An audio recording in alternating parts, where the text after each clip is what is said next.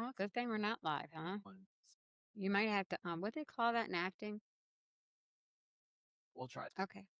And 3, 2, 1. And look, it's not even moving right now. I don't even care. All right, everybody. This is another episode of the favorite podcast of yours. I know it's part of your daily routine on Wednesday mornings or whenever you're deciding to listen to it. But I am your host, Nathan Cabrera of Trip Ups and Triumphs. And yes, you've probably been getting DMs from me, or I've been getting DMs from you about the past couple of weeks of episodes because it has been quite chaotic or really crazy. But crazy good stuff, crazy in a good way, like me. But Trip Ups and Triumphs is the podcast that keeps it real about the highs and lows in life.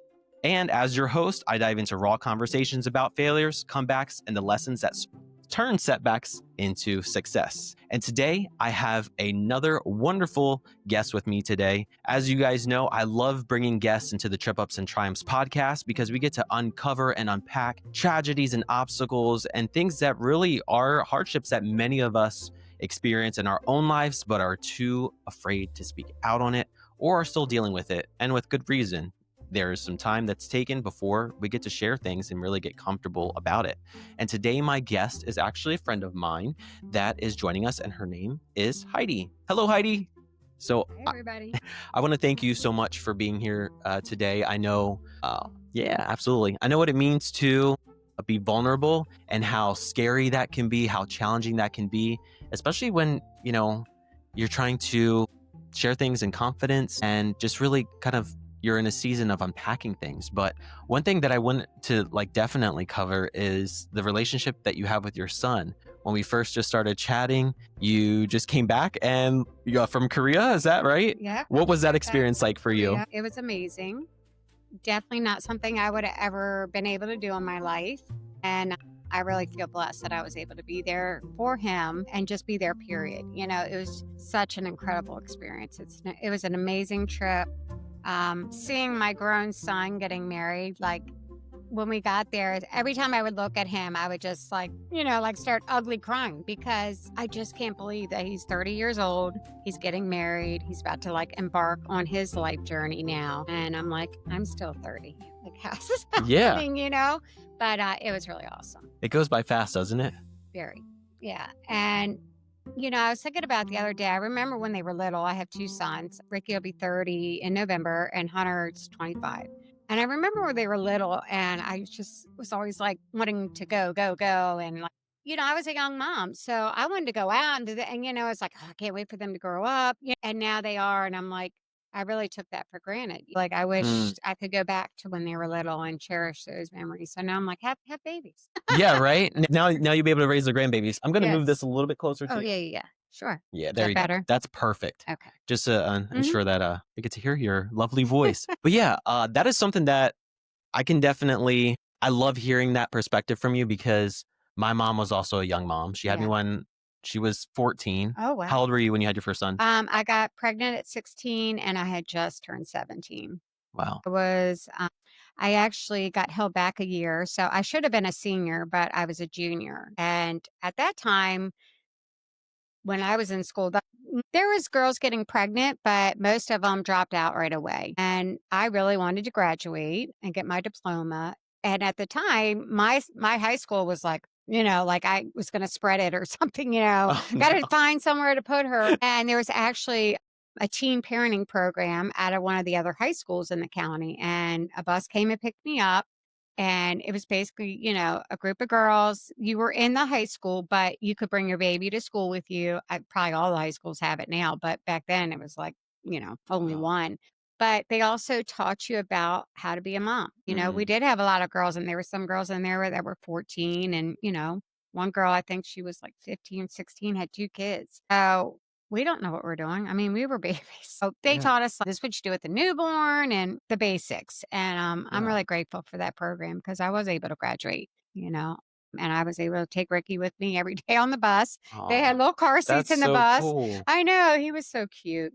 He was already going to school. Yeah. Yeah. No, that's actually. I don't know that I knew that there was programs like that, and I don't know if they have programs like that now. But I feel like I they don't, should if they they don't. definitely should because I think they need to have more programs like that if they don't. Because what do these girls do? I mean, they have to drop out. They have Yeah. no one to watch their baby. And it was free. It was all free. It also helped us like set us up for WIC, which is like the free formula. And how do I get insurance for my baby? I mean, a lot of us and some of the girls, they had no family. Their parents were not there or just didn't care. And we didn't know what we were doing. So it was really helpful to have like some guidance and people that were just there to support you Yeah. and your babies. So it was nice. Yeah. Yeah. What was that like? Did you have, like, support? You said you were 16, So, 17? growing up, I grew up with both my parents in the house. I grew up in Montgomery County in Wheaton. And, I had a great childhood, like, Mhm. well, to us, it was normal. It was a little bit different nowadays. Like, we didn't have phones and all that. We played outside all day. Like, my mom's like, don't come back in the house until the street lights come on. Mhm. And we did. We spent our afternoons playing and running with our friends and it was great. My mom for the most part when we were young was a stay-at-home mom. She did hair and babysat like odds and ends. And then my dad worked nights, so we really didn't see him very much. But it was good until about like 5th grade and I had some things happen but it was good. I love that you say you had a good childhood because, Mhm. I mean, everyone's perspectives are different. I feel like the ones that were really, and y'all don't kill me, the messenger, for this, but the ones that were really privileged or had both parents, they always seem to quiver over like the little things. And Yeah. it's like the ones that really went Right. through You're like, hard "Really?" times. You really see like Yeah. you're an optimist, or you Yeah. really were able to pull out Yeah, the you're good in the right. memories. And that's why I said, like, for me, I have a lot of really good childhood memories. I mean, for us, my dad worked for Giant. We weren't, we were just regular. And back then, there was Yeah. actually a middle class, we were just regular people. We weren't spoiled. But Christmas, my mom used to go all out. I mean, I really don't know how she did it, but she did love to shop. But, we had these great Christmases and I remember that. But I remember every weekend we would go to like one of their friends' houses. They were like our aunts and uncles. Both my parents were only children. So we didn't have any Wow. aunts or uncles. But they were like our family. I mean, we spent holidays together. And I remember every weekend they go, like our parents would drink all night, playing cards, and we'd be all playing. But that was normal for us. We didn't think our parents were alcoholics. Nowadays, kids are like, Yeah. that was normal. We got spanked when we were bad, Yeah. we were afraid of our parents because they will whoop your tail, Yeah, yeah, like, yeah. without a problem. There was like And a so might the neighbor if you were acting up. right? Yeah, but that's just how it was. And, that that was normal. So, in 5th grade, I was molested by my best friend's father, and she lived down the road from us. I mean, it was probably about a half a mile, but we used to bike, to her Mm, house. And I had no idea before that happened, like anything. Like nowadays, I say these kids know everything at a very young age about, like, they're taught if somebody mhm, does this. We were not taught any of that. So it really like blew up my whole world. I mean, mm, I was devastated and I was scared to death. So I didn't tell anybody. And my mom was always the type of person that, if you went to her and was like upset about it, she'd be like, put your big girl panties on, get over it. You'll be fine. Brush it off. yeah, You weren't allowed to talk about anything. Nothing gotcha. was talked about. Yeah. Now, this might sound, outlandish, but did you know what was happening as it was happening? Did you like, what were your initial thoughts? So the first time it happened, I was like, I don't think this is like I Mhm, just knew. I mean, I didn't even know what a penis was. Like I'm like, what? Like what is that? I had all sisters. yeah, And like I said, you didn't hear any of this stuff ever. Like yeah, we didn't have internet. It just mhm, was not talked about. But I had a just knew that this I don't think this is right. This doesn't feel right. And it had started with like him telling his daughter to do things to me. And she's like, oh, let's just try this. Like, and I'm like, I wow, don't think I like this. You know what I mean? But yeah, I was scared. sure, You're uncomfortable. You're a little kid. When we were growing up, you trusted your friends' parents. You were around them and you could go to them. But yeah, I knew it wasn't right. Yeah. yeah. Right from the start. Thank you for sharing that. When I think about, the times where I was abused when I was young, like, that started when I was 4. You said you were about 8 years old? Yeah, I was like I think like 4th grade going into 5th grade, yeah. Okay, yeah. So we're both Yeah, kids, kids, babies, trying to just be normal. children, right. And I honestly don't remember how my incident started. So the fact that Yeah, you can, 4s, yeah, well, yeah, that's yeah, really young. But even at 8, yeah. and to have like Well, to another be person honest with involved. you, I had, like, blocked it out of my memory for many, many, many years because Mm-hmm. I don't think I realized how traumatic it was until I started doing some work, like, with a PTSD specialist and thing. Yeah, like, Mm, I really didn't realize how bad that affected me, yeah, because, like I said, we were always taught to just bury everything. yeah, You don't talk about it, you just move on. right. How long was that going on? So it went on, like, that whole summer. Not every time, Sure. but I do remember, like, so first it was like, he would make us do stuff, and then they would have, like, her cousin who was a boy, who was a little older than us. Then he would Mm. bring him into it and make us Oh do stuff wow, with and I'm like, "Ugh." And wow, that's when I was like I told my mom, "I don't wow, wanna be friends with her anymore." wow. And my mom's like, "Well, what happened?" I'm like, "I just don't wanna go there anymore. I don't like it."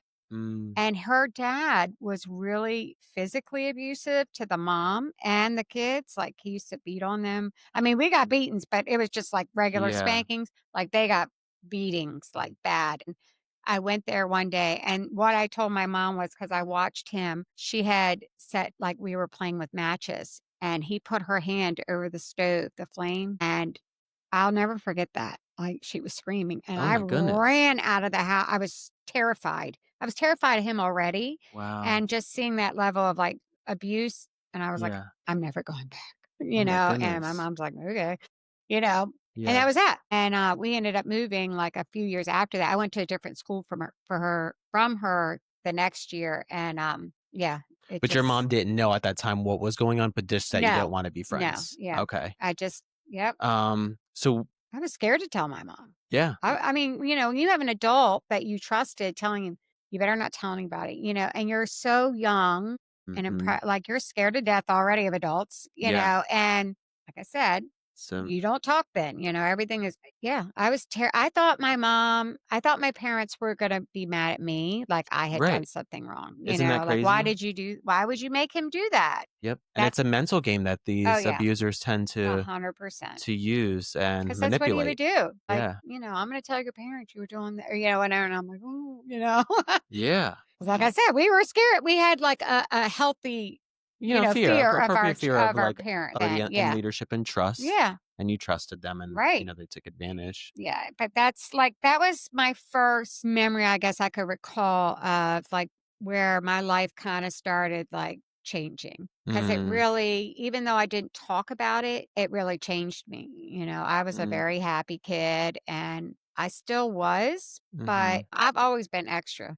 Yeah. I'm extra now, but, I Yep. was like, then I felt like I had to fake it, and it's almost like you put on a show, like Mm, everything's okay, yeah. and you become a people pleaser, Preach, woman. and it was like, "Whatever you need," "Oh, you need me to be this kind of friend? Oh, you need me to be this" yeah, like, Yeah. "I got you. I can be that," and you become like a chameleon. I can even today, I could pretty much go into any group and get along because I think that's why we get along so well, yeah, even though you say you can get along with anybody, and I can get along with anybody too, but it's just like the personality. It's but you're very joyous and you're very yeah. extroverted, which But actually, inside, I'm, like, scared to death, and okay. I'm, like, freaking out, Yeah. but I feel like I can be like that with everybody, but, like, when we met and we've hung out, I Mhm. can see, like, the real person underneath too, Yeah. like, I'm very good at reading people, because when you've had to hide stuff your whole life, and you're like, "I know there's some deeper stuff there," Mhm. but you can tell I just feel like real Yeah. recognizes real. Yeah, You for know when sure. somebody's being real and when they're being fake. And one thing I've never been is fake. I can Mhm. smile and all that, but I won't be fake. Yeah. I can't do it. Yeah. I don't do fake. That's good. We need Yeah. more people like that for sure, to combat the, It's just hard though. yeah. Being young, like, I really my whole family is very like my mom, she passed away last year. It's been a year. Oh, wow. So it's I'm like sorry to hear that. sometimes I feel bad when I'm like telling the truth because Mm, I'm like, I don't want to talk bad about her because she's not here, but it's also like, it's the truth. this is what it Like, is. this is Yeah. what I dealt with growing up. My mom was loving, but no, no, wait a minute. She was not like an affectionate mom. She never like really loved on us or like, Mhm. you know what I mean? She'd be like, why are you eating that? You're going to get fat. Nobody's going to want you if you're fat. Like Mm. pinching your fat. Or it was a lot of criticism. Like you could never live up to these standards that she had And again, like, this is why I like having these conversations too, because it brings a lot of light to these to stuff. Yeah. situations. And just also like a lot of the similarities Mhm. between stories, because I would describe that as like not nurturing or maybe Right, no. Oh, emotionally she available. very, very emotionally unavailable. Like I Yeah. said, if I were to go to her upset about something, okay, for instance, there was me and one other white girl in our neighborhood. And like I said, I was friends with everybody, but these girls on the bus, they kept picking on me and picking on me and picking on me. And I was terrified of them. I mean, it was like five of them and one of me. And I was like in middle school. And I came home and complained to my mom. She said, why are you telling me? And I'm like, well, I mean, like, meet me at the bus stop or kick my ass. And she's like, don't come in here and do that again. She was like, go stand up for yourself, Mm, which in some ways it did make me stronger mhm. because I did have to learn I'm either going to get my ass kicked or I'm going to whoop her ass. And I Yeah. did end up whooping her ass, by the way. Yeah. I was like, they never fucked with me again. I will tell you that. So you learned some things But yeah, there. I did. But it was like, that's how she was. And she thought it was like, if I give you tough love, you're going to grow up to be able to handle anything. But sometimes a child doesn't need tough love. They need love, Love, love. love, Yeah. love, and like feeling like somebody's listening to them, like they're being heard and cared for. I felt like I was always, my older sister was like the perfect child, very good student, played a lot of sports, was like, everything you would want. Sure. And then I have a younger sister, so she was the baby. And I was kind of always like, You no you're child so syndrome. extra. You're so dramatic. Why are you so?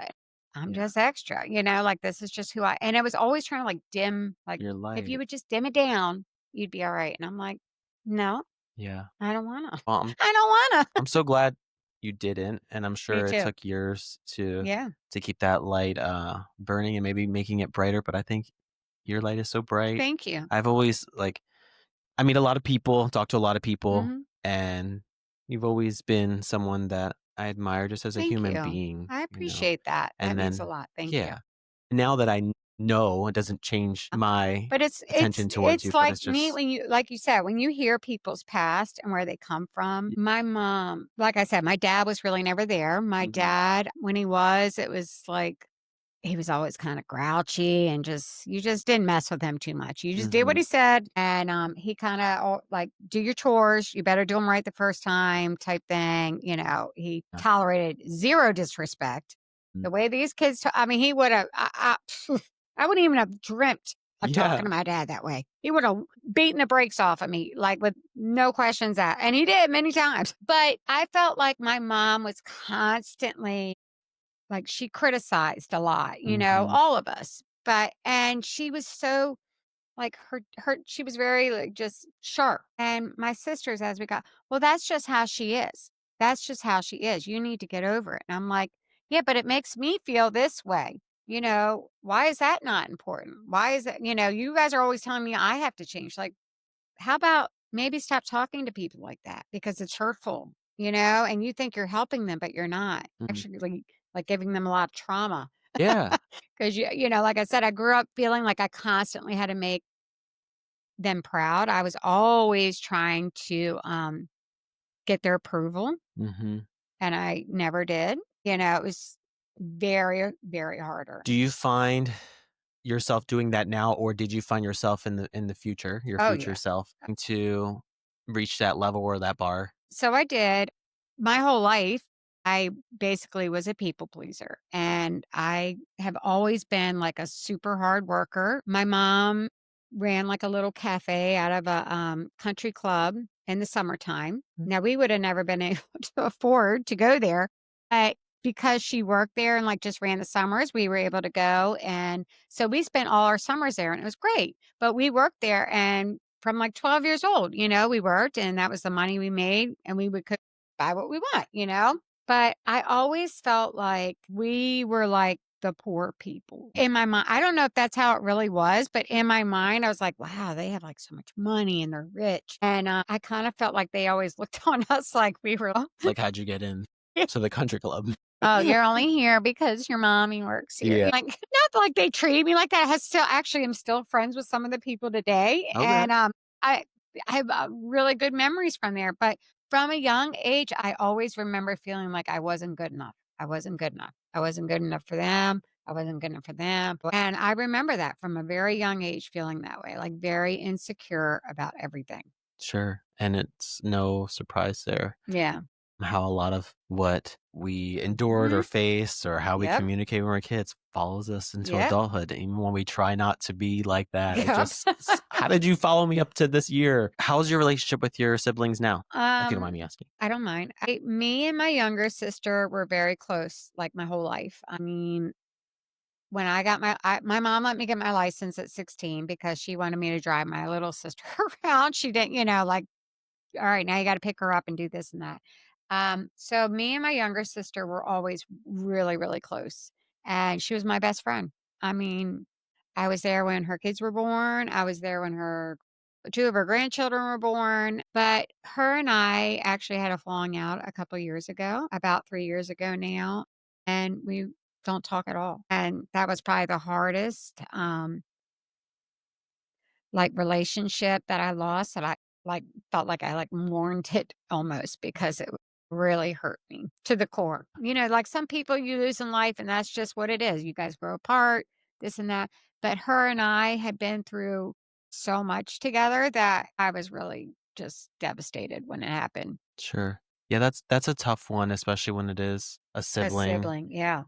You don't get to choose No. them. Right. They're like your ride or die by Yeah. force Yeah. until, like, as you get adults, and then, you have to put up with me Right. because we love each other, right? Right, and we're right. We do love each other, right? I mean.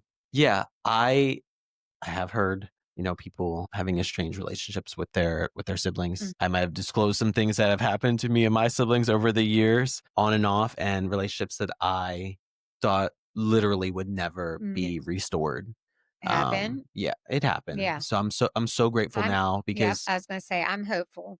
yeah, Yeah, keep the faith on that one. I do. I pray about it all the time. Please do, and I will be as well. Thank you. I definitely like I'm close to my mom's kids. Yeah, So I got 2 brothers and a sister. I always wanted brothers. Yeah. Like, I like those sisters. They're just I like mean, we were defenders and always fighting, like, for real fighting. My older sister, she's a beast. I mean, she's like this tall, but she will whoop your ass, like, without a problem. yeah, And if you looked at her, you'd be like, "No way." I mean, she's, like, prim and I proper, believe it. She's the older sister. She's gotta and be she will the whoop your ass, mhm. and That's funny. I feel like my younger brother would be the one doing that for me. I feel like all my siblings oh, could be everybody's behinds for me. I was gonna say, now, I'm just like the sickum. right. As the oldest sibling, That that's my was job. I'm the instigator. I'm like, handle this mess for me. so Erica's my younger sister, and that's what she would do. Like, she would start fights and be like, "Well, my sister will come kick your ass." And I'm like, "Stop kidding me." She'd be like, "Hey, just so you know, these people are gonna come fight you today." She would start stuff and then be like, "Well, I'll get my sister," because I'm Mhm. only like just barely 2 years older than her. Oh, So when we wow. got to high school, we thought it was fun to get her high for the first time, and we'd be like, we'll try this out on Erica, like, we Oh made my her do god. gravity bongs on our deck, and it was hilarious. We look back and it was funny, we had Yeah, fun. And that's why I guess it hurt me so bad when we had the falling out the way we did. Cause I'm like, really? Like, sure. who are you? I felt like she really changed and she felt that I really changed. And it was almost like, but a lot of things were said that so I'm the type of female, I feel like there's like two different types. I'm the type of female that if I'm your friend, I have a lot of associates, but I have very few people that I actually call like a true friend. And I mean, I can count on one hand. And I felt like, oh, there goes my ADHD. I'm like, Oh, you're good. I I just feel like she was somebody that I could always depend on and was always there. And I'm always going to, like, okay, that's what I was saying. I'm the type of friend that if I love you and care about you and you're my friend, like, I am always rooting for you, always. I'm always like your biggest cheerleader, like, yes, I'm Mhm. so happy for you. Or when you're hurting, I'm there for you. Like, I give the way that I would want in return, and I Yeah. feel like I really rarely ever get that, and I always, like, pour my heart out into people because that's what I want. I would want people like my friends to be able to do that for me, and I know not everybody has that same capacity, and that's okay. Yeah. But I feel like with my sister was always her biggest cheerleader, like, through everything, all the ups and downs and craziness, and like, the big blowout fight, I realized, like, you just are a hater. Everything was a competition. Like, Mhm. she had the sleeve surgery and I got it. It was like, like, it was always like, "I'm not trying Yeah. to one up you. We could Yeah. both lose weight. It's okay." There's enough for all of us Right, to like lose. There's enough doctors and like, when I got a house, it was like, "Well, how much was your house?" And, yeah.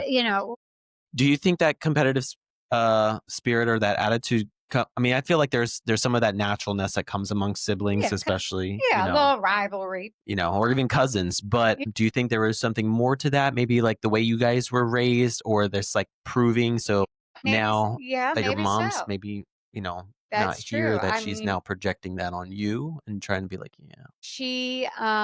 she's very, like, cold, you know, Mm. okay, so I'm probably, like, way too forgiving of people. Most I people mean, pleasers are. yeah, like, Yeah. "Okay, okay, I know you're gonna do it again, but okay," because Yeah. I And you don't want to see wanna. the best in people. Yes, and I really do, where she is like, you do something to her, boom, that's it, done. And there's no, like, I guess for me, because of all the really difficult things I've been through, I guess we could go back to that, but, like, through my life, when I got pregnant and had my son, my mom basically was like, "Get out," and, Yeah.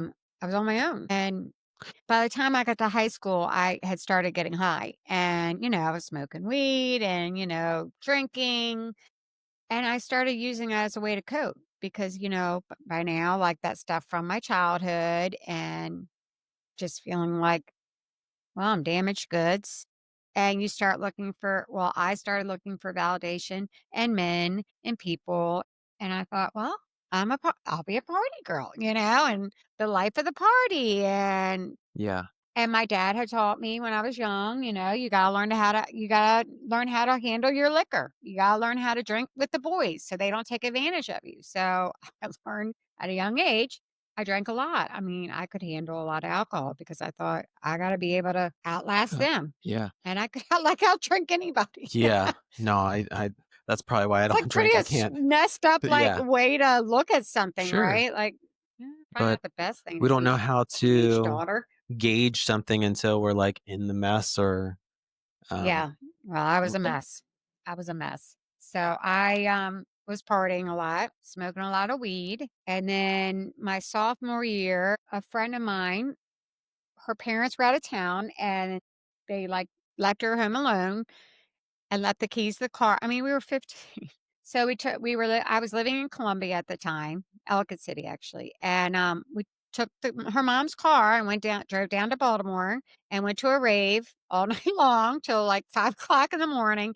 I mean, it was like ecstasy. I mean, there was no checking IDs. We walked around. It was like the best night of my life. And I was like, oh, I like this. Mm, You're trying anything. yeah. It's crazy. I Mm, think about now, like, when my kids were 15, I would have died. I would yeah. have died if my children did that to me. Sure. Did you this might be an off the wall question. Where was your firstborn's father? So, I hadn't met him yet. I knew him, actually. He was, Mm, like, one of the guy I knew him because my friend dated his best friend, and, so I knew him. We had smoked weed a few times together, but we didn't really run in the same circles. He went to a different school than I did, and he was 2 years older. So I really didn't like that whole year. I guess my like whole sophomore year, I was going to raves all the time. I was running away from home.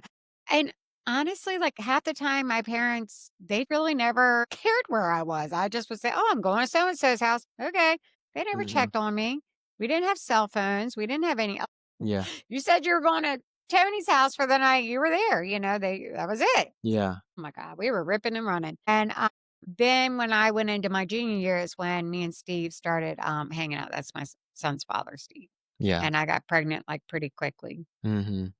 What did your sisters feel about you being pregnant? Well, my older sister is 5 years older than me, so she was already away at college, I think, or she might have been. Yeah, I think she was already gone. Yeah, she was. Well, I'm a disappointment. Like, the Mm. whole kind of feeling was like not happy. I How are mean, you feeling? I wasn't thrilled either, to be honest.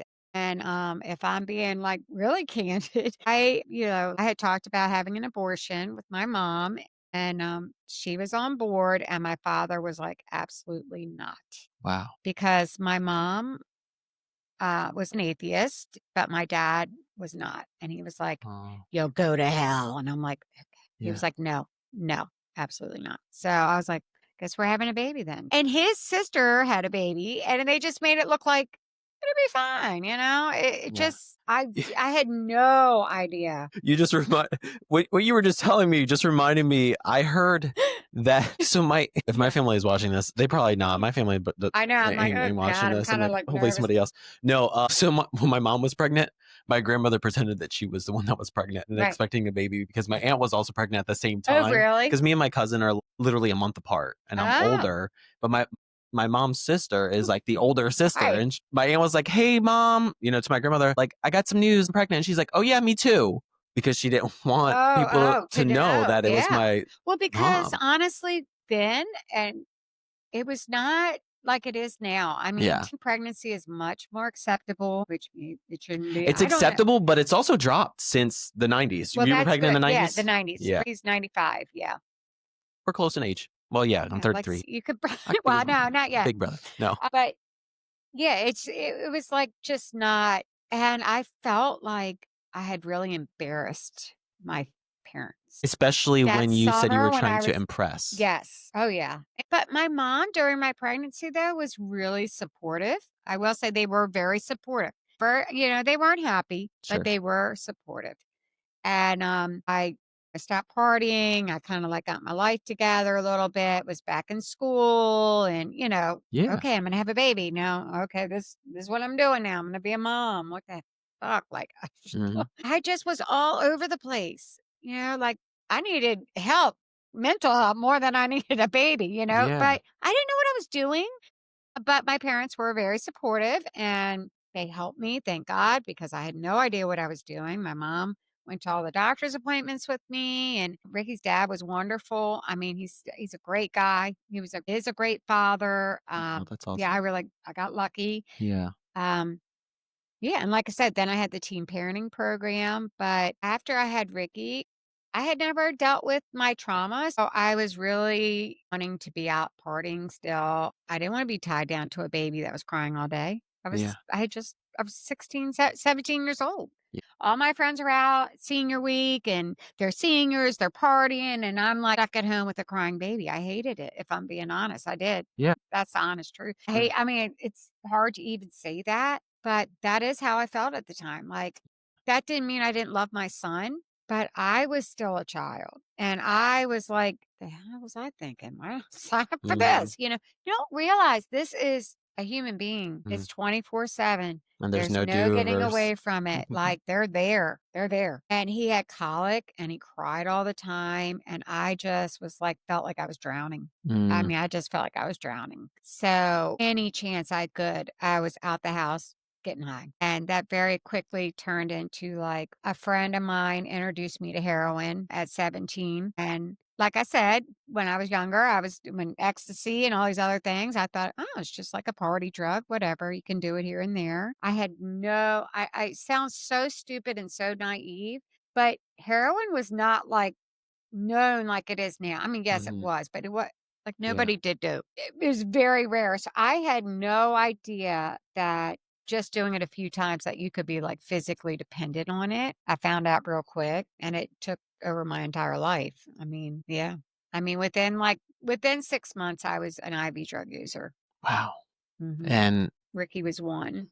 and so what happened, those years So, after? at the time, I was like kind of staying between my parents' house and Steve's apartment. mainly with Steve and then going but him and I were having a lot of issues because obviously I'm out running the streets and he's like, "Hello, we have a baby at home. You need to be here, be a mom." And I was just selfish. I mean, I was self-centered. I was an addict. I didn't want to be there, you know. I was like, I don't want to do that. I want to be out here, Yeah, not thinking about my life, running from my problem, numbing everything out, just sure. numbing it out. Yeah. Things. So I ended up having an overdose. At what age? I was 18, 18 or 19. Wow. And my mom came and picked me up from the house. No, she didn't even come pick me up from the And is hospital. that when they first knew that you were a user? They knew that I used drugs. They didn't know I was using It dope. was that Yeah, they didn't bad. know it was that bad. Yeah. Mm, And my sister actually saw a bunch of track marks on my arm mm, and my younger sister, we were close, and she knew it was on going on and she told my parents. And I remember being like so mad at her because I felt like she betrayed my confidence, mhm, our bond, but she was just trying to help me, I know now, like, she just was like, "Heidi, this is too much even for you. Like, I know you're hardcore, like, you do a lot," because I just always like I said, I was a party girl. I could do a lot of drugs and get up and go to school the next day or whatever, but this really had taken over. wow. And my sister told my parents, and they put me into a rehab, and within, I don't know, a week, I was back using again. And my mom was called. I came home one day and my mom, she had been watching Ricky and she said, call Steve. I was like, why? And she was like, because he's either going to come get this baby or I'm calling social services. Come get him. Mm, But you can no longer be here. You got to go. And you're not taking this baby with you. And I was like, fuck you. You're mhm, not taking my baby and fuck Steve. I just was so mad at the world, like how did you do this to me? I was the victim. Here I had this baby. And mhm, but I had felt by that at that like I felt so wronged by everybody, just everything that had happened to me. When I was partying, a lot of things happened to me. I was taken advantage many times mm, when if I was passed out, the drug. I was in about a lot of really bad, sketchy situations. yeah, And, I felt like, "Well, fuck y'all. You don't know what I'm going through. I'm hurting, and you all don't give a shit about me, and mhm, now you wanna take my kid." And she did. She ripped him right out of my arms. Steve came and picked him up, and it just like, because Ricky was, like, the one thing that still kinda tethered me mhm, to, like, being just a little bit grounded. mm, And when they did that, instead of, like, trying to help me and get me, like, scare me straight or whatever they thought they were doing, it, like, broke me. I mean, it broke me. My heart was broken. I could still feel like I literally felt like they had ripped my heart out mm, and then threw me out to the street. It was like, "Well, we don't care. We don't care where you go." And then like, mom told my siblings and the rest of, like, the people we consider family, "Don't take her phone calls. Don't mm, talk to her. Don't help her. Don't do anything." I was, like, 10 years old on the street with nothing and nobody in Baltimore City. I yeah, was living with, like, a 40-year-old man.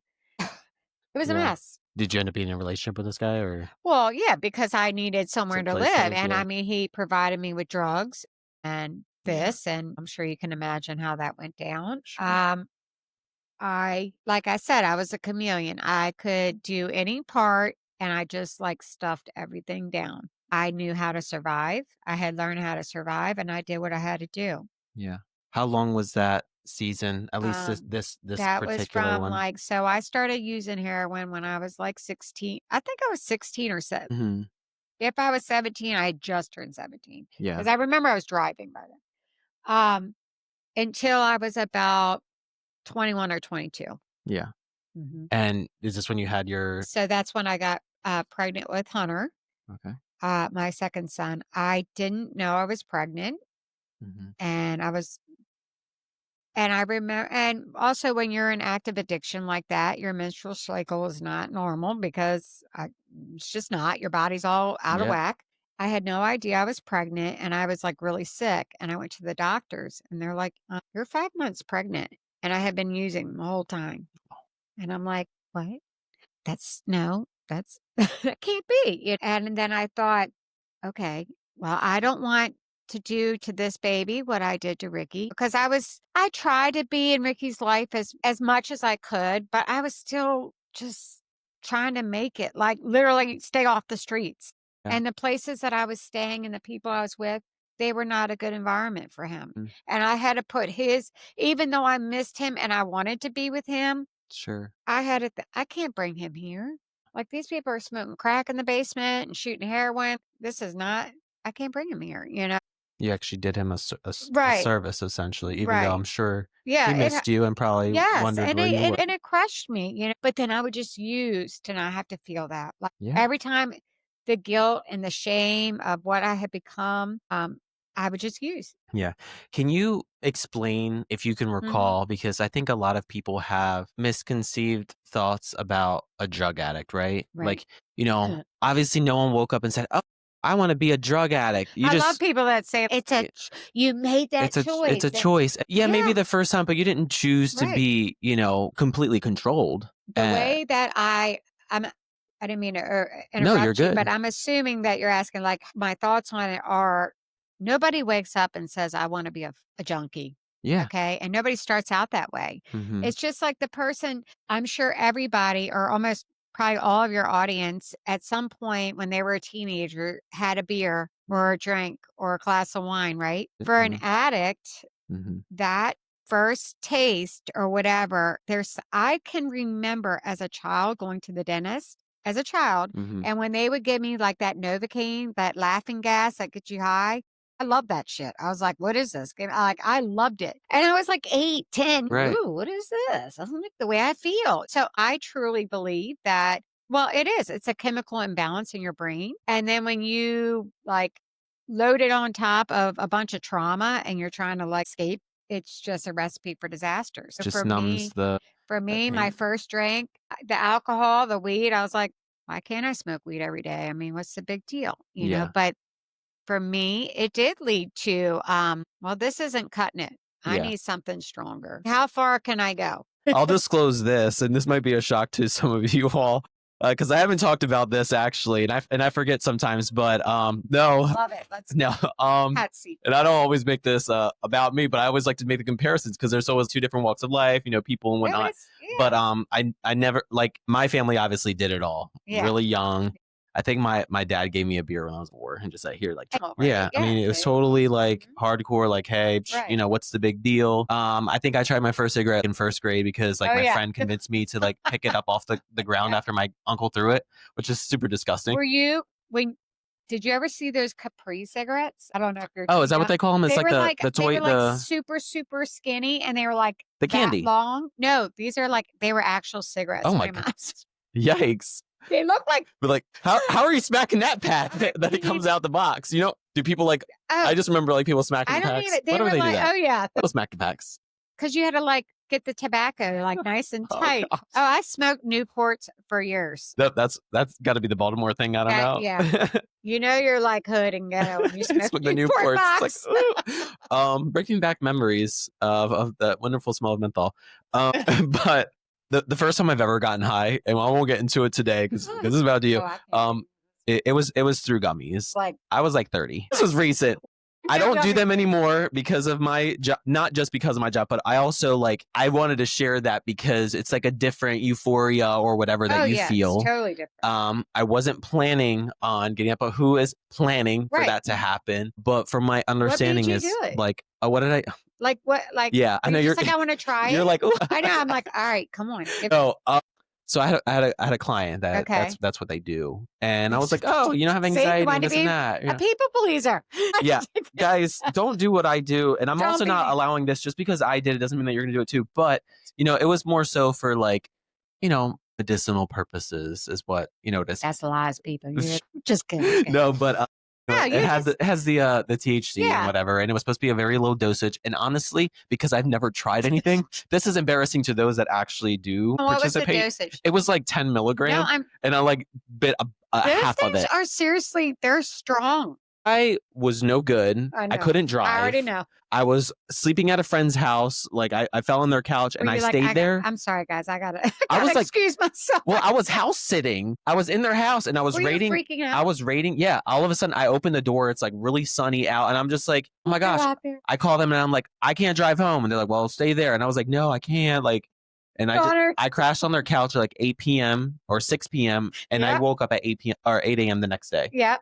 But That was your whole experience, and you're like, yeah. I don't get it. No, it happened 2 more times, so we won't go into that.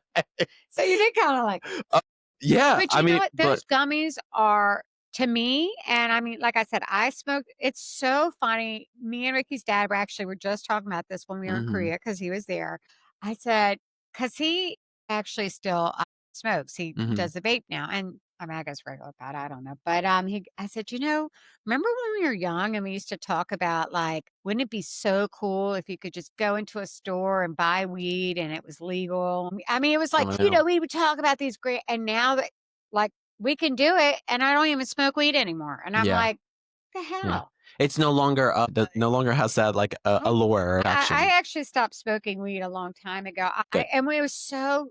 This is the other thing. I remember my mom being like, "Why are you smoking weed? Why are you doing this?" And I'm like, "Cause again, because you have addicts, you have a chemical imbalance. I'm like missing something, right? So when I smoked weed, just when I was smoking weed, no other drug, it made me feel normal. It made me feel like I can get up and go and be a normal, go to work, go to school, and function, right? Also, back then, ADHD was not a thing. I have clearly super serious ADHD. I mean, I'm like, "Ugh," all the time. And so for me, it just balanced me out and I felt normal. And I'm like, what's the big deal? And come to find out, she's like freaking Willie Nelson. I mean, this bitch was smoking like an ounce all the time. Your mom? Yes. Oh. And I'm like, you traitor. I asked her to do it. I asked her to give me pee one time for a drug test for a job. And she's like, well, I can't. I'm like, why not? And she's like, well, just like that one time me and,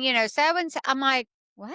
That one time? Right. And I'm like, so you smoked weed this whole time, and the whole time you made me feel like shit for it, and you're sitting here doing it.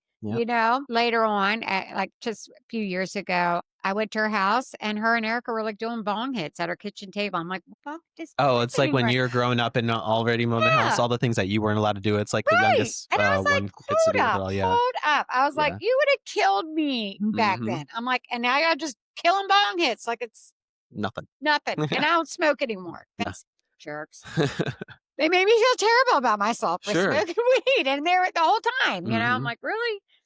So, but I wish it had just stayed with weed. But for me, and I think most addicts, it's like the one drinks. One's too many, 1,000's never enough. Like I could never get high enough. Like I just. And I will never like personally, and this is just, I want to be as real as possible. Like my personal opinion, about, even people are like, oh, weed is not a gateway drug. I know like people will say that, it's helped them, and some people that are just completely against and it. some people it does. I'm not going to affect them. Yeah. And that's great. I'm not going to say one way or another. I'm going to say personally for me, it's not my thing. And it's not something that I would want to participate and continue because of how it's affected my family. And it has led to other things. Yeah. And once it stops being that because it's not just the usage of drugs or like what it like, makes you immune. It's also like the adrenaline rush, I think. At least for me, in my experience. Absolutely. I mean, I also think like, okay, do I now knowing my history and what I've been through and what I've seen in life, I'm almost 48 years old. I've done and any drug, I've done it probably. Here's the thing. Do I think weed is bad? No, I don't. Like I think that for some people, they truly just do it and it helps them, and it helps with whatever they're dealing with, and they function like normal human beings. And that's great.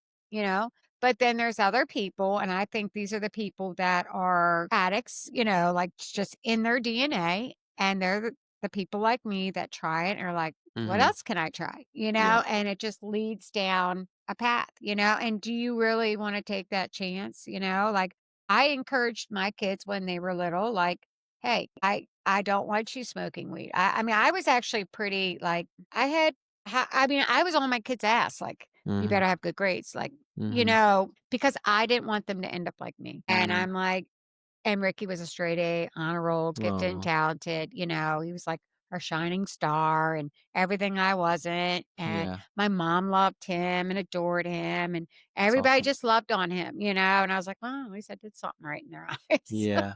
But I didn't want my kids to do it because I was terrified that Sure. they would end up like me because you don't know. You really don't know until you try it. Or that drink, that one drink. You don't know you're an alcoholic. When so you were in your 20s, you had your 2nd Mhm. child. Did you go back to drugs? Did So, you have a time where you were free yeah, from clean and then went back? yep. Actually, I'm 25 years clean and sober from drugs. Wow. Yeah. That's incredible. When I found out that I was pregnant with my son Hunter, I'll never forget. I had spent that morning getting high. Got high, was doing coke. I mean, the whole shebang. And when I got the news, actually the doctor called me to tell me that, hey, we know what's wrong with you. You're pregnant. Mm. I got on my knees. I'd never really been to church. I mean, I knew about God. My mom would ship us off to Bible stuff, get us out the house So for the she could summer. so But she could smoke so weed. she could, No, right, and stop. sit around and get drunk and party. Now I know what was going on. But I didn't have a relationship with him. And I remember getting on my hands and knees in my living room. I was there by myself. I was high as a kite. And I poured my heart out. And I said, if you're really there, please, please take this from me. Please Mm. take this from me, this addiction from me. I don't want to ruin another child. And I really didn't think I could have kids again because I had endometriosis really bad, which messes with your uterus and all kinds of stuff. And so I thought, Lord, if you've given me this child, then there must be a reason for it. And don't let me, destroy another child's life because I knew that even though Ricky had a good life with his dad, and by that time he had met somebody else, and she was like raising Ricky like her own child. I mean, she was, and I appreciate that, and I thanked her, and we actually Sure. became friends. But I didn't want to do that to another baby, and I Mm. also wanted to be a mom for him. So I was like, please help me get clean and sober. And I actually went and got on the methadone program. I know a lot of people out there. Well, Yes. it saved my So life. yeah, I definitely I probably have a an ignorance to it. It did help you. Oh my god, it saved my life. I mean, I was an IV drug user. I smoked crack. I did whatever I could get my hands on. And when I got on the methadone program, it stabilized me.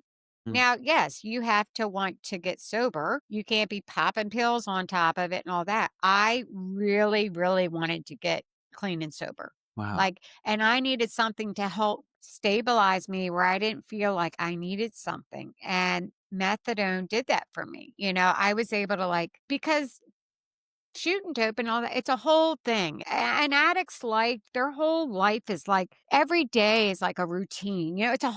It's not just you're stopping the drugs, you're stopping the whole the chase of going and getting it, doing prepping. And I mean, it's a whole Yeah. thing. And you have to break that cycle. And once you do that, I feel like that's when you're able to really get sobriety.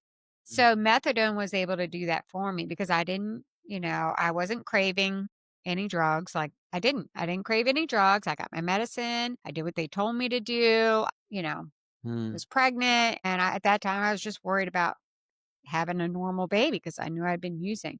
And Hunter actually was born at 28 weeks. Wow. And they had told me that before he was born, they were trying to push me to have like an abortion because they said he was probably going to be mentally retarded or have they start listing all this scary stuff. And I said, no. I said, Mm. no, I feel like, and like I said, at this time, I wasn't a Christian or anything. I was like, I feel like if God gave me this baby, he wants me to have it. So whatever it is, like it'll be what it is. This is supposed to be whatever Mhm. is happening is what's meant to happen. And Hunter was born 4 pounds, 5 ounces at 28 weeks. The doctor was like, what the? He should have been like 1 pound. And he was in the NICU for a month. And I was there every day. I had a pump and they would give it to him through like a syringe. And Was he fit in Cabbage Patch doll clothes. He was so tiny. Aw. And now he's like 6'3" and 200. He's huge. He's a giant. But the thing is that he wasn't born with any of those disabilities. He was perfectly healthy. He never got sick. He was the best baby. And I was like, I can't screw this up. I gotta do the right thing. I gotta do the right thing. Yeah. And I also wanted to be better for Ricky, obviously. And I did. So I stayed on the methadone program. I was probably like 22 or 23. And I stayed on the methadone program until I was like 30. Wow. Yeah.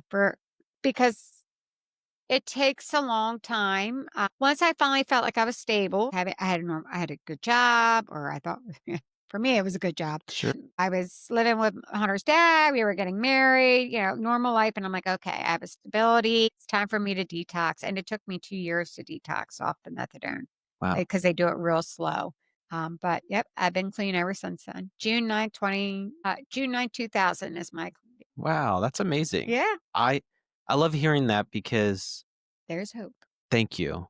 I like I said, I've been ignorant, but I've seen it from friends and people be transformed where they tell me who they once were, and you can't believe it. Like I never would Yeah. have really thought that I know you people are went like, through "No," that, I'm like, "No." because a lot of times you really can know, like it destroys your body. Yeah, and I was, again, because was looking for validation from everywhere. I was going, I'll try NA, yeah, all this stuff, right? And I would go to those programs and meetings. They'd be like, you're not clean and sober. You're on the methadone program." I'm like, "I haven't touched drugs," and they're like, "Well, you need to stop doing that." And I'm like, "What? Why Oh don't you wow. just let people do shit their own? Whatever works for you is what works for you. And if that's what works for you, be proud of it." Now, I did stop using drugs, but I kept on drinking Okay. because the drinking, was like I wasn't an alcoholic. I was a drug addict. In my mind, they were like, "I'm not an alcoholic. I had a problem with drugs. I just can't do drugs." So, you know, the drinking definitely increased. Yeah, it was like a substitution maybe Oh, yeah. for Oh, a for season. sure, for sure. And my husband was very abusive, and he was awful. I mean, he was very, very mentally abusive, physically abusive, sexually abusive, financially, any kind of way you can think of. I mean, Mm. it was like a living hell. Wow. Yeah, and it's no surprise that, like this cycle of or Mhm. repetition of, dysfunctions or addictions And you're looking pulls into other areas of your life. But even thinking about it, just how impactful those incidences that happen with your friend's dad yeah, impacted. yeah. Well, Not to say because that that was the only reason, but how that one oh, I incident could have changed the whole looking back trajectory. now and then now having gone through PTS, like EDMR therapy and stuff, it totally impacted me because Wow. I did gymnastics, I was on a team, I did cheer, I was very athletic, I was good at it, I had a lot of self-confidence, and that shredded it. Mm. I started, and because my dad wasn't around that much and never poured into us, so to speak, I looked for, I always kept my appearance, even when I was getting high, I always kept my appearance, try to make myself look as best I could. And I got my validation from men. So I chose the worst type of guys. They showed me attention. Oh, they must care about me and like me. So dumb. I had Mhm. no self worth at all. I just thought that's what I deserve. I'll never get better because you were a you were a junkie. Who's going Yeah. to want you? Look at all that baggage you got. Who's going to want that? Wow. You can't get that guy. I don't know if other people do this, but I would just tell myself like that. You don't you're you don't deserve that. You know what I mean? You'll never have that. You will Yeah. never have that life. Just not in the cards for you. And it's sad, but I was like that until I was like 40 years old. I felt Hey. like that. I just felt like nothing I did was good enough. I'll never be good enough for anybody. And that's just how I've lived my whole life. So I've always constantly tried to be like the best wife or the best this or the best, because you're trying to prove it by works, right? Sure, sure. And it's like, I don't no. Getting that, hamster wheel Yep. of life Oh that god, yes. causes you to do those things. But from what I can tell and what I see is that, you know, you're flourishing, you're in a good, happy relationship. You're also a chef, right? I love that. Her cooking is out of this world, so tell her to cook for you and she will You will have some really good meals. You just came back from Korea, I did. celebrating your son. I see a lot of joy in your heart and in your life. It I doesn't do. mean life's perfect, but No, no, but honestly, and I hope, do we have time to talk about me, yeah, what really changed me from the inside? absolutely. So like I said, I mean, I'm 48 now, and Mhm. up until I was like 42, 43, I was still, I drank all the time. I was an alcoholic. I was an alcoholic. I was in such denial because I went to work every day. I was successful at my job. I was good at my job. I've always like, if I go get a job, I mean, not to sound like an ass, but I get it because I'm good. I'm a good worker and Yeah. and I excel at it. But it's like a cover up because I mean, I would be out partying till like 4 o'clock in the morning, drunk as, and get up and go to work at 5. Like, Wow. not every day, all the Mhm. time. Like, it was nothing. That was my life. I thought everybody went home and drank like a fifth of vodka. I just thought that was normal. Well, it's not. If you're Mhm. doing that, you might want to get help. But so, anyways, I was doing that. And a few years ago, I decided to do the gastric sleeve surgery. And it was like right 23. Yeah, I think I had. For that surgery, I had to stop drinking Mm. 2 months before, and I'm like, "Oh my god, I'm gonna die, like, who the hell." I mean, I would go to a baby shower and like, "Why aren't we getting drunk?" Like, Yeah. "Fuck." And if you saw me, like, I had a Yeti cup, the big one, and it was always filled with vodka and tea everywhere I went. I mean, that's just Vodka and tea? vodka and sweet tea. Oh, the It would sweet tea, be like wow. that much vodka and about that much sweet tea, and Enough to make it look brown. I mean, if you picked up my drink, you were woo.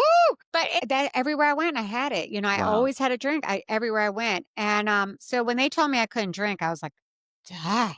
How am I going to get through life?" Like who? How do you people survive without having a drink? It was so unheard of for me. Like I couldn't even imagine people like, how do you guys just get through life without drinking? Like, Yeah. oh, it sucks. Well, when I had to stop, I didn't have a drink for like a month before my surgery, and I was like, you're waking up feeling better, like, I kind of like this, my skin started looking better. I felt better physically, mentally.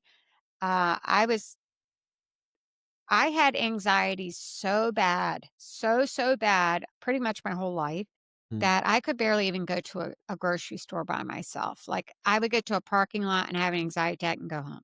Like, I couldn't really I had terrible anxiety. And that's when I learned, like, really learned to, like, fake it till I made it, because if not, I wouldn't have left the house. Like, it was bad. It was like debilitating. And depression. Well, obviously, the alcohol doesn't help with that. You're just in a cycle. So after those like 30 days, I'm like, wow, like I'm feeling good, Yeah. getting used to it. I had my surgery. That all went well. And at that time, once a month, we used to meet a group of girls that I had been friends with for many, many years. We used to get together once a month for a girls' brunch. And it was like bottomless mimosas. And we would go to a bar and hang the whole day. Sunday, fun day. Mhm. Fucking drunk every Sunday, driving, whatever. So, in June of that year, one of the girls suggested that we, go to her house. She had just got her pool redone and we would do it all there. And it's cool. In April, I had started going to church. My husband, he just moved here, wanted me to go to church. He was in recovery. And he was like, hey, at the meetings, everybody's talking about this church. Let's go. And I was like, oh, God, why? But I'm going to do it because I want to support you. He's like, because I think you need it too. And I'm like, yeah, I don't like those people. I had a perception that they were just uppity and they'll never get me. Like, how would they know what I've been through? Right. Sure. And I went and I remember the message I heard and I was like looking around. I'm like, oh my God, I feel like they're talking. The Holy Spirit, now I know it was God talking. Like, Yeah. you need this. And they just, everything they were talking about, I was like, so he would, I feel like the pastor was being really vulnerable and they were talking about alcoholism. And they're talking about real shit here. They're not being fake. All right, I'll give it a try. And I kept going back and I liked it. But all my friends were like, oh my God, are you Like they serious? got you. Like, oh, you joined a cult. You're one of those people now. And I'm like, I don't know, kind of like it. Don't knock it till you try it. And you're like, please don't be a Bible thumper. I started listening to like Christian music and really liking what I was hearing. and the people I was meeting and feeling like, well, that Sunday in June, it was a Sunday, and I was supposed to be meeting the girls later on for our brunch party. And that morning at church, I had asked Christ to be my Lord and Savior for the first time. And I'll never forget, I was like so excited. Like, when you first become a Christian, like you're like on fire. You're like, "Ah," like, Mhm. like I just felt so good, right?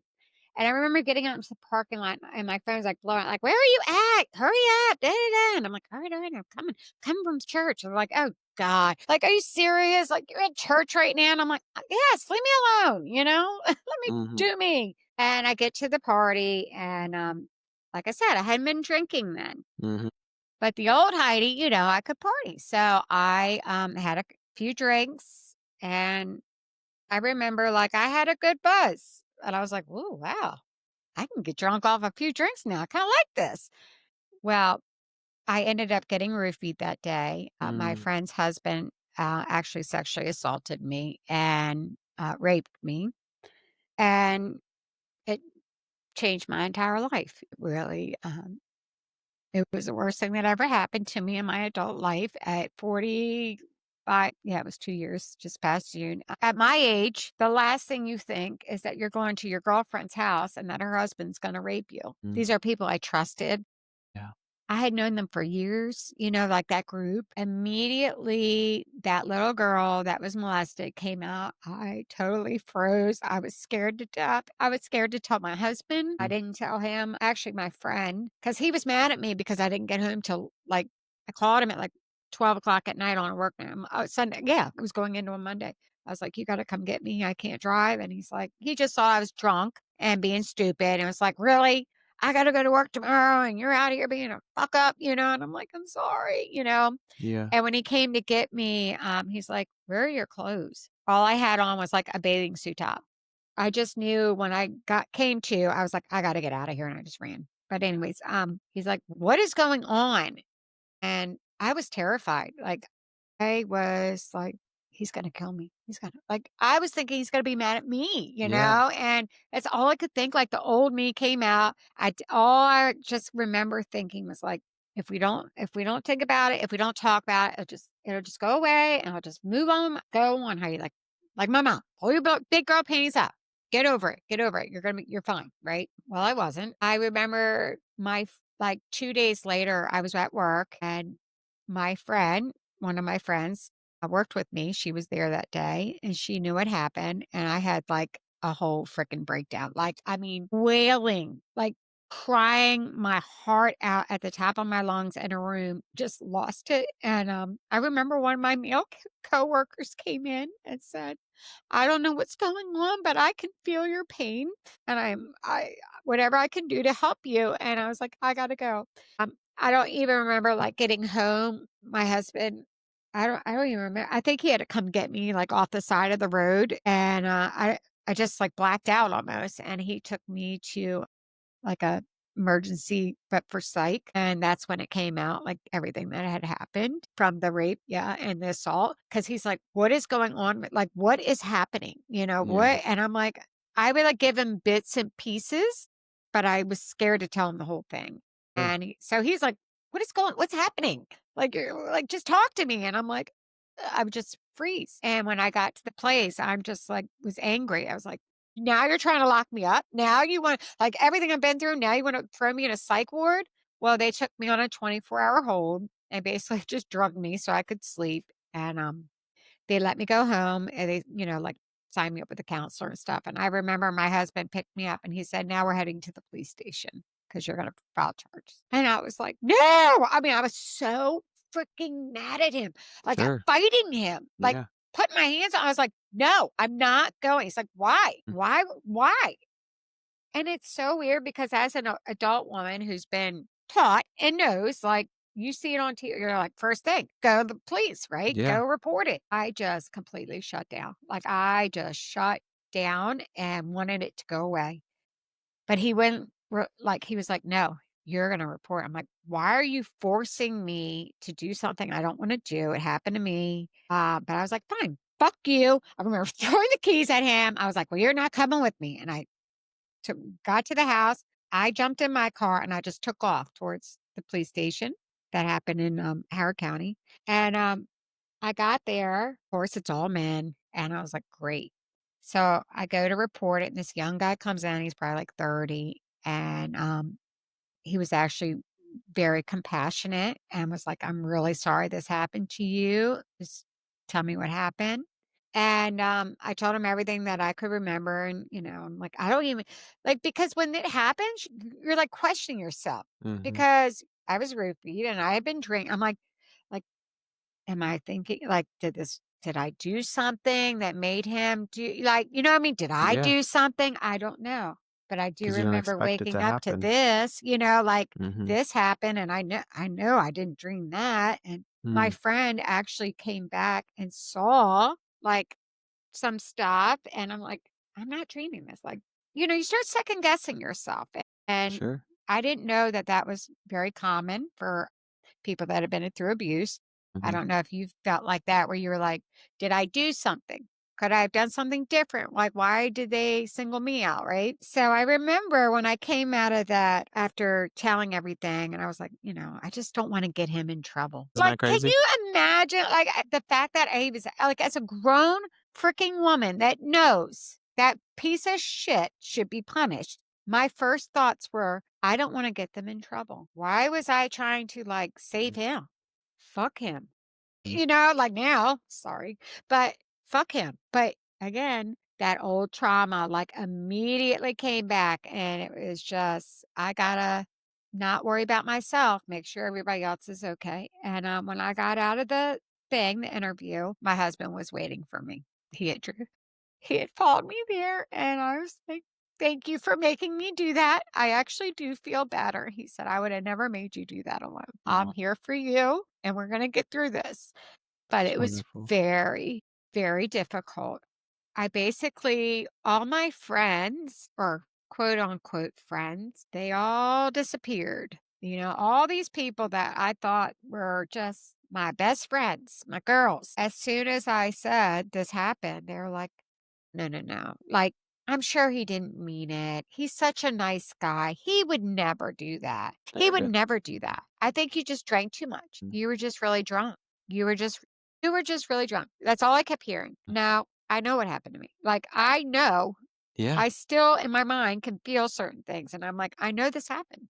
And you're not gonna like, well, because they had a party house and, We don't want the party to end, we you don't want know? the party in, right? Like, Let me ask you, so that was a couple of years ago. yeah, yeah, two It's years ago. crazy to think, like, when these issues or these traumas kinda, like, follow us our way. Do you believe that you're getting the help now that you need to deal with those? And have you come forward to people about your childhood? Do your sisters know? Like, what is that dynamic like, and how has that impacted you? So that, I've gotten like I think it's EDMR. EMDR. Yeah, Mhm. yeah, I started therapy. doing that, Oh, did you? but tell me more about your experience with that. I was nervous because I had was working with a therapist for like a year before. To get the surgery, you have to get therapy, the psych Mhm. eval and all of that. And I thought, I could probably use therapy. I was as an adult and seeing like hearing some of my like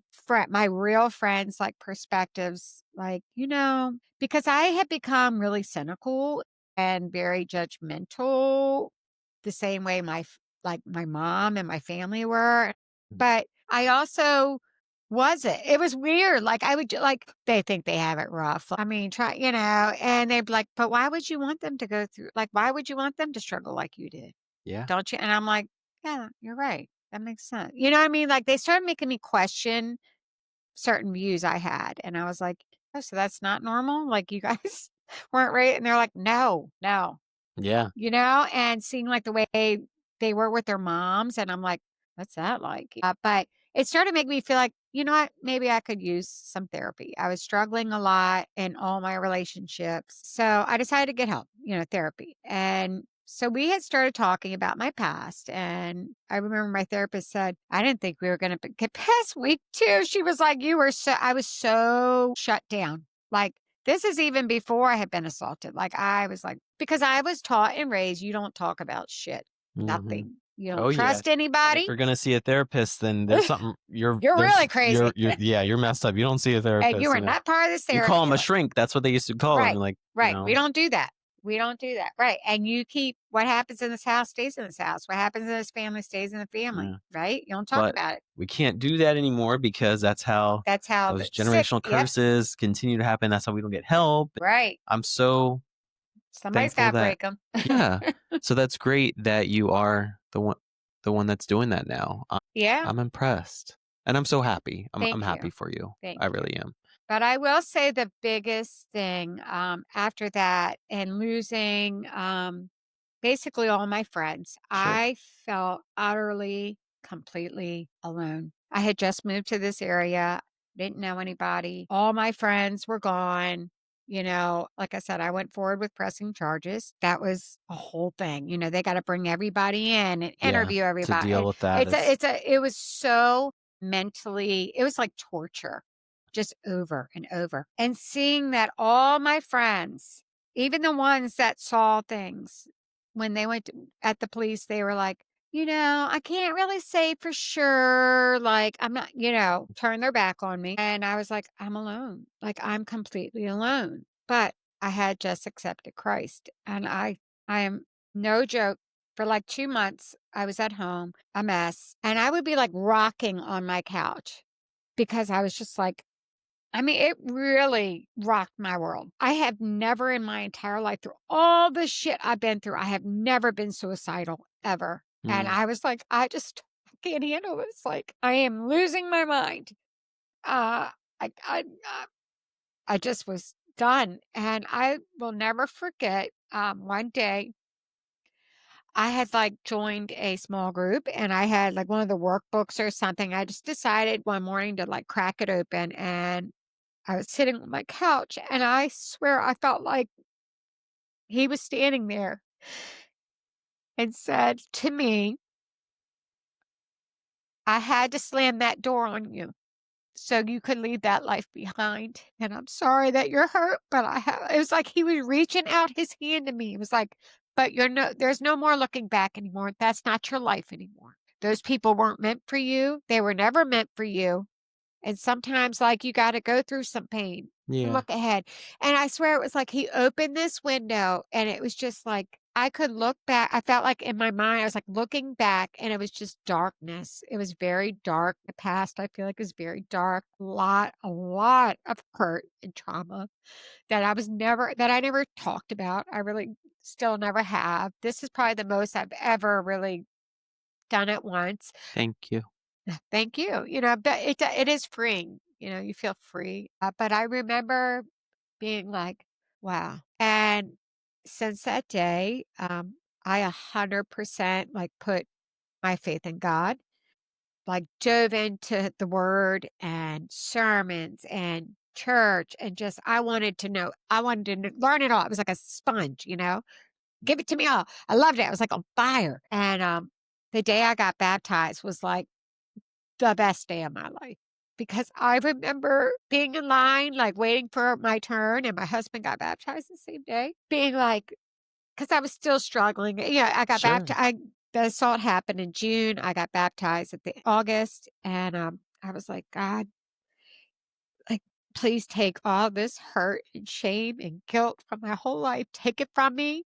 Like, let me feel the way they say all these things, right? Like, you can do. If Mhm. you can do it, please do it for me. Please. And I came out of that water, and it was like I felt like just this weight came off of me. And I was like, oh my God, it worked. Like it was like it was like a Yeah. cure or something. Like, you can't throw my past in my face anymore. That's Yeah. why I don't have a problem coming on here today, because yes, I was that person, but Yeah. I'm not today, because he washed me clean. And you can never take all the shit that I was looking to fill that void through drugs, alcohol, men, whatever. He did it like that. Like just filled it. Unmatched. Yeah.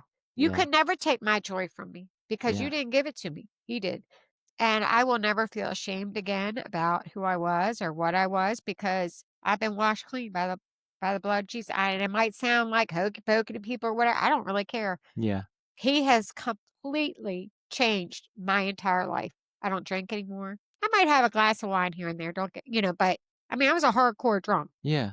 It's night and I day of who have you were. literally no desire Mhm. whatsoever to drink. None. None. I don't Yeah. need it because I'm not trying to fill that void anymore. He's Yeah. done that. And you can see it, like, you exude a much more lighter person, Yeah. and I mean that in, like, the joy that's exuding Mhm. from you that you're embodying just from I've known you for a couple years, not It's the same long, joy I see but from out of you. You know what I thank you. mean? When you know Mhm. somebody is like really truly believes, I really feel like there's and just because you become born again, I learned, you still have problems. Yes, that does not change. Lord, like it's If still anything, oh the attacks come more that because it's like a fight. well, that was the Yeah. thing. Like I would He's ask like, "What the like heck's going on the here?" pastors, like, well, why did this happen to me? Like I Mhm. had just accepted Christ. Like, why would he let that happen? They're like, oh, because the enemy. Yeah. You were a good friend of the enemy, and he does Yeah. not want to see you go. And Yeah. he has attacked like every single angle he can through my home. You know how he works, Sure, but absolutely. he can't get to me anymore because as soon as I start like falling into like those thought patterns, like what stressing out about stuff and Mhm. this, and I'm like, whoa, whoa, whoa, whoa, whoa, whoa, wait a minute, what am I doing? I don't Mm. need. God's got me. He's always made a way. Even when I wasn't saved, he always showed me grace. Do you know Yeah. how many times I should not be here? I have put myself in some really like what the sketch situations that were scary, Yeah. like scare. I can't even, like you had to been high because there's no way a normal person would. I shouldn't be here, but he showed me grace even when I wasn't saved, and through that, like all the times that I can look back and be like, that wasn't coincidence, that wasn't luck, that was the Lord, like Mhm. coming for me. Like they say, He goes to look for that one. And he did. Like he completely changed my life upside down. I am so every day I'm like, thank you. Yeah. Thank you. Yeah. I feel better. That's good. Nobody can match that joy that he gives you. You know that. Mm. Nothing. It's bar none. Yes. What I will say is, like, I appreciate you talking about your faith, and I tell people on my podcast, Thank you. I want everyone's experiences that they share to be as raw as possible and Yeah. as Like real as possible, that was whatever it super is. vulnerable. And I just applaud you for one, and thank you so much for sharing so many parts. Like, guys, I hope you are hearing and seeing the passion and the truthfulness that's coming out of Heidi tonight. I wasn't sure what to expect for you to share, and I'm so glad that you have all Hey, these hold wonderful on. things. One more thing. Yes. On top of that, when the Lord told me to leave that job that I was scared to do, I started my own business and I've been running my own business. Tell us I'm about it. a freaking business owner. What? Tell us about it. I left that job because I felt like everybody, a lot of people there were like, I would have my Christian music on and they were just always knocking it, like Mhm. always trying to put me down. And I'm like, there was a lot of things going on there that I was not okay with anymore. The new Heidi, the born again Heidi, Sure. was like, you know what? My spirit didn't feel right. Sure. I was like, and God kept like, it's time for you to go now. It's time for you to move on. I'm like, no, I can't. I'm scared. Who's going to pay me? Where am I going to get a check? Like, Yeah. why are you questioning me? So what are you doing now? So I left and I went out on my own and I started my own home health care caretaker business. I take care of people on hospice, dementia. I go to their homes, basically anything, companion care. The first week I left my job, I had 3 full-time clients. Wow. Within a week, That's wonderful. 1 week. And what's it called? Revive and Thrive Senior Care Services. And how Yeah. can they reach you? How can they find you all? Well, you can right now. I'm still working on my webpage, but they can either text me, call me, Yeah. email me at hwardell@icloud.com. Wonderful. And I take all different, like I have one lady that I just drive her to appointments and we hang, just companion Yeah. care, That's wonderful. I mean, I have enough Who wouldn't energy. wanna hang out with the fun gal, the one who used to party? Now she parties with the, Right. And the I'll ones who talk. really need it.